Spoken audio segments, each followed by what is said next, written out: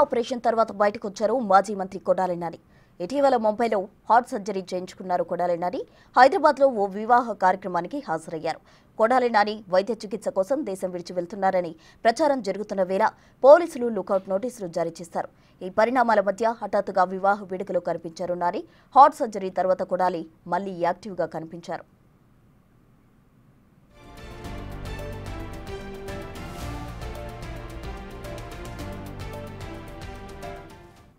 Heart surgery తర్వాత హఠాత్తుగా బయటకొచ్చారు కొడాలి నాని. దీనికి సంబంధించి తాజా అప్డేట్స్ మా ప్రతినిధి శివ విజయవాడ నుంచి అందిస్తారు. శివ, చెప్పండి. అయితే ఆయనపై పోలీసులు లుకౌట్ నోటీసులు కూడా జారీ చేయడం జరిగింది. అయితే తాజాగా ఆయన ఒక వివాహ వేడుకలో కూడా ప్రత్యక్షమయ్యారు. డీటెయిల్స్ ఏంటి?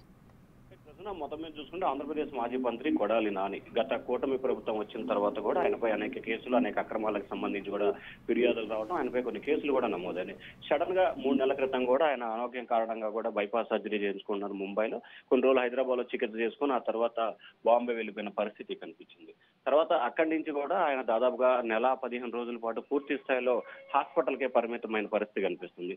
2 రోజుల క్రితం ఆయన అమెరికా వెళ్తాడని చెప్పి సోషల్ మీడియా వేదికగా కూడా విస్తృతంగా ప్రచారం జరిగిన నేపథ్యంలో తెలుగుదేశం పార్టీ నేతలు ఏపీ డీజీపీకి ఫిర్యాదు చేశారు. నాని దేశం విడిచి వెళ్లిపోయే అవకాశం ఉంది, ఖచ్చితంగా అతనిపై లుకౌట్ నోటీసులు జారీ చేయాలని చెప్పి 2 రోజుల క్రితం పోలీసులకు ఫిర్యాదు చేశారు. వెనువెంటనే రంగంలో దిగిన పోలీసులు కూడా కృష్ణా జిల్లా ఎస్పీ గంగాధర్ సిఐడికి లేఖ రాశాడు. అతనిపై నానిపై ఉన్న కేసుల దృష్ట్యా కూడా అతనిపై లుకౌట్ నోటీసులు జారీ చేయాలని చెప్పి సిఐడి చీఫ్ కి లేఖ రాశారు. వెంటనే స్పందించిన సిఐడి చీఫ్ కూడా దేశంలో ఉన్న అన్ని విమానాశ్రయానికి చెక్ పాయింట్ల వద్ద కూడా లుకౌట్ నోటీసులకు సంబంధించి మెయిల్లో పంపించారు. అయితే సడన్ గా నిన్న సాయంత్రం హైదరాబాద్ లో హైటెక్స్ లో ఒక వివాహ వేడుక కూడా సడన్ గా కనిపించిన పరిస్థితి కనిపిస్తుంది. పూర్తిగా తాను యాక్టివ్ గా ఉన్నానని చెప్పుకునే ప్రయత్నాల్లో చేసినట్టు తెలుస్తుంది. ఒకవైపు లుకౌట్ నోటీసులు, మరొక వైపు నాని హైదరాబాద్ దర్శనం ఇవ్వడంతో కూడా పోలీసుల తీరు ఎట్లా ఉండబోతుందో కూడా ఉత్కంఠ కొనసాగుతా ఉంది ప్రస్తుతం.